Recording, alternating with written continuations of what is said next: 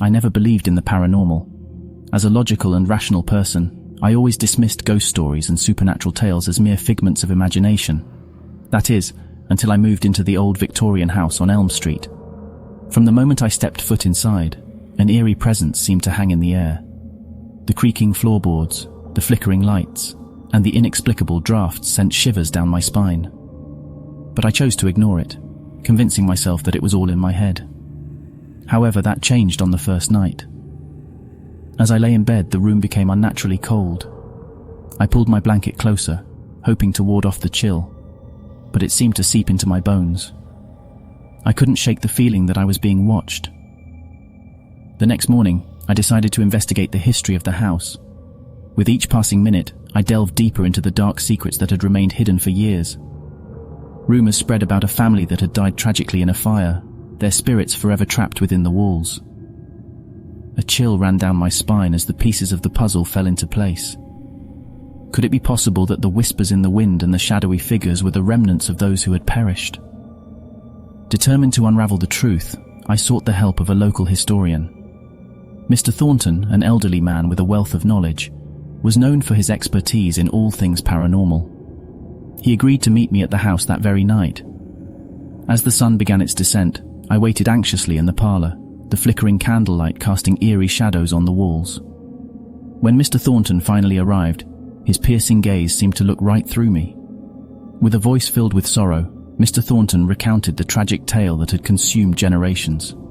The family that once lived in the house had fallen prey to a curse, ensuring their eternal suffering and torment within its walls. Just as he finished speaking, a chilling breeze swept through the room, extinguishing the candles. The darkness enveloped us, and a low moan echoed through the empty corridors. It felt as though the dead were pleading for release. Panic seized me, but I couldn't abandon my search for answers. Together with Mr. Thornton, we delved deep into the house, carrying flashlights to guide our way through the labyrinth of haunted rooms. Suddenly, a portrait caught my eye. It depicted the family's matriarch, her eyes filled with sorrow and longing. Beside it was a faded letter, revealing her desperate plea for salvation. It described a ritual, a way to break the curse and release the trapped souls into the afterlife. With newfound purpose, I readied myself to perform the ceremony, hoping to bring peace to those lost spirits. As the clock struck midnight, I stood in the heart of the house, surrounded by the remnants of a tragic past. I recited the incantation, my voice trembling with a mix of fear and determination. The air grew thick with anticipation. Suddenly, a gust of wind swept through the house, rattling the windows and causing the walls to tremble. Ethereal figures materialized, their faces etched with relief and gratitude. They reached out, their fingers barely touching mine, and just like that, they were gone. The house fell silent, the paranormal energy dissipating into the ether. I let out a shaky breath, knowing that my task was complete. The following morning, I packed my belongings, ready to leave the house behind. As I closed the front door for the last time, a sense of peace washed over me. The chapter of horror had come to an end. Weeks later, I stood in front of the house, marveling at its restored beauty. It had been entirely renovated, with a new family eager to create their own memories within its walls. The curse had been broken, and I felt a sense of satisfaction and closure. However, my encounter with the paranormal had changed me, leaving behind a sliver of uncertainty. I couldn't deny the existence of something beyond our comprehension, something that lay just beyond the veil of reality. From that point on, I saw the world with different eyes. Shadows took on a new meaning, whispers in the night held secrets yet to be discovered, and the unknown became an enthralling mystery. As I continued my life's journey, I found myself drawn to the enigmatic and unexplained. I became a seeker of the paranormal, dedicating my time and energy to understanding the depths of the supernatural. Each investigation led me to different haunted houses, abandoned asylums, and eerie locations. I documented the experiences, providing a glimpse into a world that so few truly understood. My work garnered attention, and people began to seek me out for guidance and insight. I became known as the one who bridged the gap between the living and the dead, a liaison between different dimensions. Curiosity tugged at me like an eager child, pushing me towards the dilapidated house. The crumbling paint on the walls whispered stories of forgotten memories and lost souls. With each step, the haunting melody grew louder, beckoning me closer. Shadows danced on the decaying porch, almost as if the house itself was alive. The front door creaked open with a bone-chilling sound, and reluctantly, I crossed the threshold into a world of darkness. The air inside felt heavy, suffocating. The flickering glow of candles illuminated the room, casting eerie shadows on the peeling wallpaper. Music, mournful and melancholic, echoed through the corridors. My heart raced as I felt a sudden drop in temperature, making me shudder involuntarily. I couldn't explain why, but something wasn't right. A strange sense of foreboding hung in the air, wrapping around me like invisible tendrils. Still, I pressed on, consumed by an unyielding curiosity. In the hallway, portraits lined the walls like silent sentinels. The faces in the paintings seemed alive, their eyes following my every move. The further I ventured, the stronger the presence became. Cold whispers tickled my ears, whispering secrets and tales from the abyss. The music led me to a room at the end of the corridor. Pushing open the door, I gasped at the scene before me. A grand piano stood in the center, its keys being played by invisible hands. A ghostly figure swayed to the haunting melody, her ethereal form shimmering in the dim light. Without warning, the room plunged into darkness. Fear gripped my heart, threatening to suffocate me. Panic consumed me as I fumbled for a light source.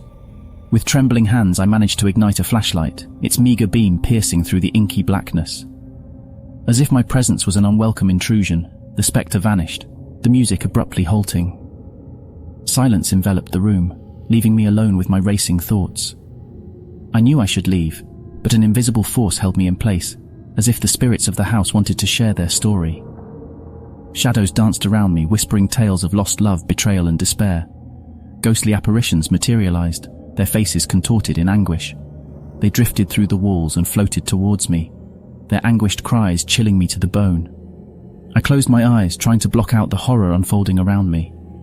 It felt as though the sinister energy of the house was searching for an escape, latching onto the living to share its eternal torment. I knew I had to find a way to break free from this nightmare. Gritting my teeth, I gathered my courage and began to search the room for anything that might bring an end to this macabre ballet. My hands brushed against the keys of the piano, and suddenly an idea formed in my mind. If the music had summoned the spirits, perhaps it could also banish them. Taking a deep breath, I placed my fingers on the piano keys, tentatively finding the starting note. Without hesitation, I started to play, matching the mournful melody that had drawn me in. The room seemed to come alive, the spirits frozen in place as the music filled the air. The haunting notes soared through the air, sweeping away the darkness and despair. The spirits wailed in agony, unable to withstand the power of the music. As the last note resonated, a blinding light consumed the room, erasing the haunting presence that had plagued the house for so long. When the light subsided, I found myself standing in an empty room. The weight of sadness that had hung in the air was nowhere to be found. A sense of peace enveloped me, as if the spirits had finally found solace and moved on. The house stood silent and still, its secrets finally laid to rest. With a sigh of relief, I made my way back through the corridors, the portraits now mere paintings, their watchful gaze extinguished. As I stepped out onto the porch, the warm glow from the moon bathed the town with a soft light, casting away the darkness that had consumed the house. The melody that had guided me inside had now faded into the distance, leaving only the peaceful sounds of the night. I couldn't help but wonder how many others had been drawn into that haunting place, and how many had managed to escape the clutches of the paranormal. As I walked away from the abandoned house, my mind buzzed with questions and a newfound respect for the world beyond the living. Some mysteries, it seemed, were meant to remain unsolved. I vowed never to forget the night I ventured into the realm of the supernatural, forever changed by the experience. My heart raced as I moved deeper into the maze of an abandoned asylum. The dilapidated hallways wore the marks of years of decay, the walls adorned with peeling paint and cracked plaster. The air, thick with dust, seemed to choke me with every breath. This was a place forgotten by time, and I couldn't resist the morbid allure of the rumors that had surrounded it for decades. As I cautiously navigated through the asylum, I couldn't shake the sense that I was being watched. Every shadow seemed to twist and contort into eerie forms and sinister spectres. The silence was oppressive, broken only by the occasional creaking floorboard or distant whisper. Goosebumps formed on my skin as a cold draft danced through the abandoned hallways, whispering secrets in my ear. I continued my exploration, drawn to an old hospital wing that had once housed the criminally insane. The legends surrounding this particular area sent shivers down my spine. It was rumored that the spirits of the tormented patients still haunted those halls, forever trapped in a cycle of madness and despair. As I entered the hospital wing, the atmosphere shifted dramatically. An icy chill settled around me, causing the hair on the back of my neck to stand on end. The dimly lit corridor felt suffocating, as if unseen forces were closing in on me from all sides. It was then that I heard it, a distant, deranged laughter echoing through the walls, sending shivers down my spine. Against my instincts, I pressed further into the hospital wing. The air grew heavier, and an unbearable odor filled my nostrils, an amalgamation of decay and desperation. I noticed scratch marks on the walls, remnants of a desperation that could only belong to those driven to madness. As I passed an open doorway, a figure darted across my peripheral vision.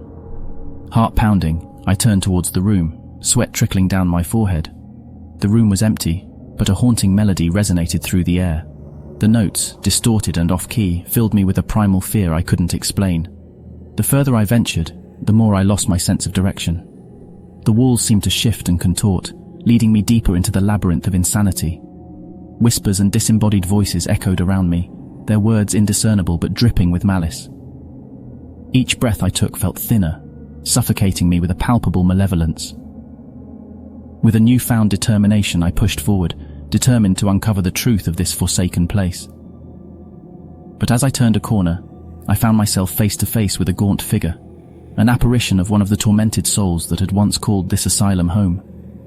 Its eyes, hollow and lifeless, bore into my soul, exposing me to the depths of its pain and suffering. Its mouth opened, emitting a blood-curdling scream that reverberated through my very being. I stumbled backward, terror seizing my every limb. As I fled, the world around me blurred into a frenzy of darkness and chaos.